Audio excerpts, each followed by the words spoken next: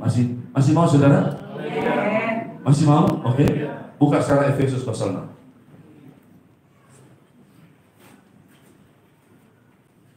Supaya kita tahu bagaimana kita mengisi Natal ini. Oke, coba lihat.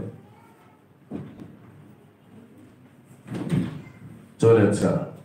Lalu dikatakan, baca sekarang ayat yang ke-17. Baca 1, 2, 3 dan Efesus 6 ya, 17, 1, 2, 3 dan terimalah pokok keselamatan dan pada roh yaitu firman Allah. Terus dalam segala doa dan permohonan berdoalah setiap waktu di dalam roh dan berjaga-jagalah dalam doa itu dengan permohonan yang tak putus-putusnya untuk segala orang kudus. Perhatikan, jadi semua tadi firman Tuhan yang di ketopong keselamatan, baju sirah, ikat pinggang, semuanya itu sampai pedang roh dikatakan begini.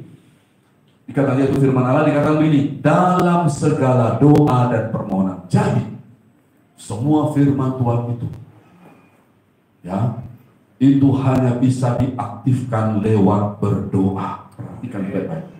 Ditulis dalam firman Tuhan. Kalau saudara punya semua itu, tapi saudara tidak pernah menggunakannya dalam doa, maka itu tidak akan aktif. Walaupun hebat senjata itu, tapi tidak diaktifkan, maka tidak akan ada gunanya. Itu semuanya dikatakan dalam segala doa dan permohonan. Lalu dikatakan, dilanjutkan, berdoalah setiap waktu di dalam roh dan berjaga-jagalah dalam doa. Ada haleluya? Ada haleluya? Ada haleluya? Sekarang yang terakhir dari saya. Dalam ayat sebelumnya, saudara lihat, pada ayat yang ke-11 katakan begini, kenakanlah seluruh perlengkapan senjata Allah. Lalu disebut tadi kan, firman Tuhan ini, lalu dipakai di dalam berdoa. Dikatakan begini, semuanya itu adalah kenakanlah seluruh perlengkapan senjata Allah. Dengar baik-baik. Singa punya senjata. Apa senjata singa? Taringnya. 2, cakarnya. Itu senjata singa. Saya tanya sama saudara, apa senjata buaya? Gigi. 1 lagi, ekornya. Haleluya saudara. Iya, ekornya itu saudara, kalau saudara kena ya, minimal saudara masuk UGD selama 7 hari. Kalau disikat pakai ekor itu, pak, kena bagian rahang saudara kan? Itu bahaya sekali. Itu buaya. Haleluya saudaraku ya. Oke, lanjut. Apa senjata daripada singa sudah, buaya sudah. Apa senjata daripada ular? Bisanya.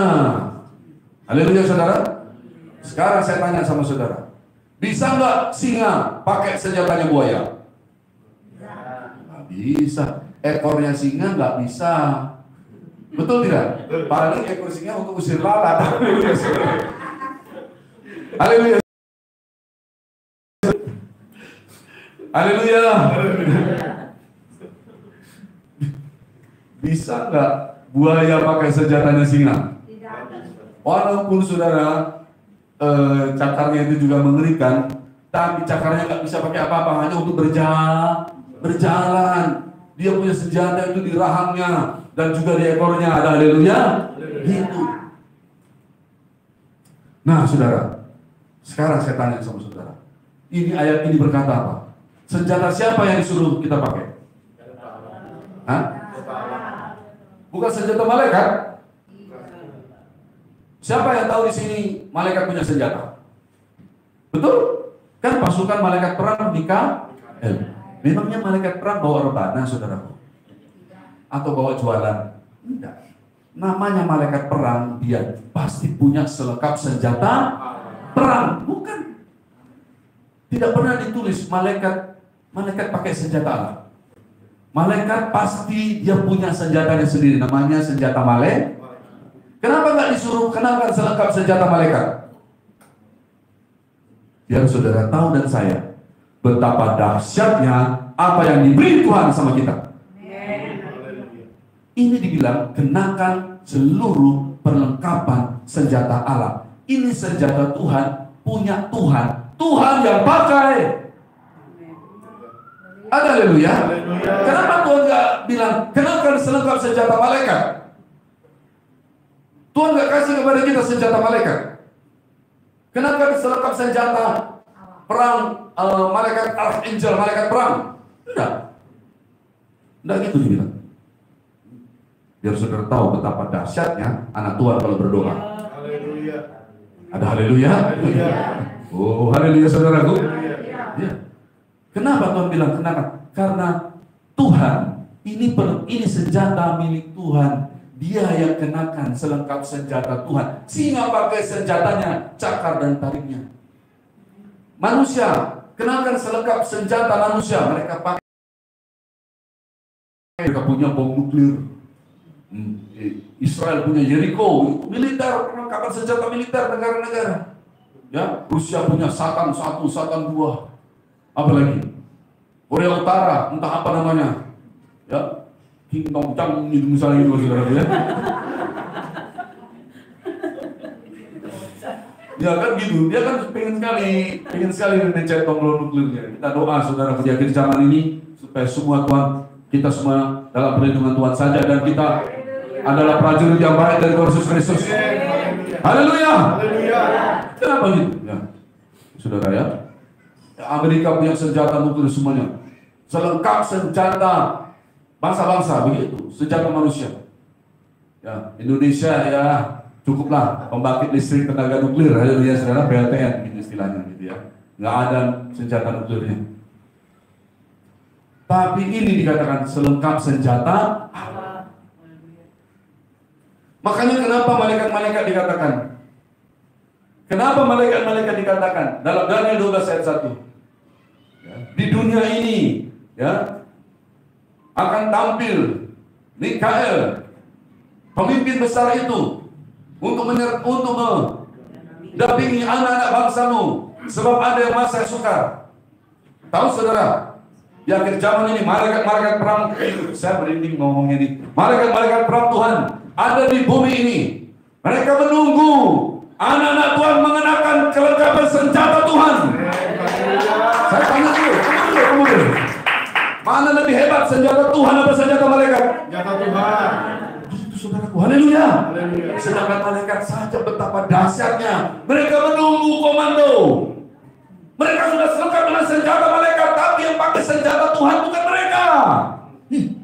Kenapa malaikat-malaikat dikatakan dalam Daniel 12 ayat 1?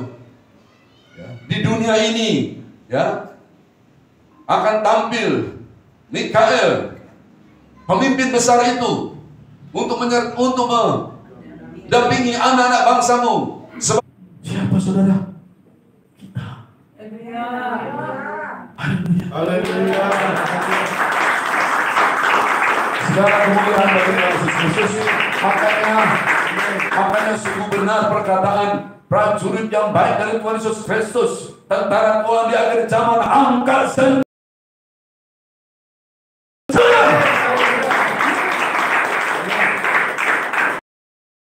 Saudara-saudara, ini adalah Natal kita di tahun 2023. Biarlah kita semua dipenuhkan dengan firman Tuhan. Kita dipenuhkan dengan Roh Kudus. Dan gunakanlah selengkap senjata Tuhan, senjata Allah tadi. Yang lengkap tadi dalam doa dan segala permohonan, dan berdoalah senantiasa selalu di dalam setiap waktu di dalam Roh Kudus. Malaikat-malaikat dengan selengkap senjatanya ada di bumi ini. Mereka saudara tahu itu semua prajurit dan semua tank yang berbaris semua itu nggak bisa bergerak. Tunggu komandannya. Komandan pegang apa? Pegang tongkat komando. Ini senjatanya. Jadi sama kita itu ada senjata.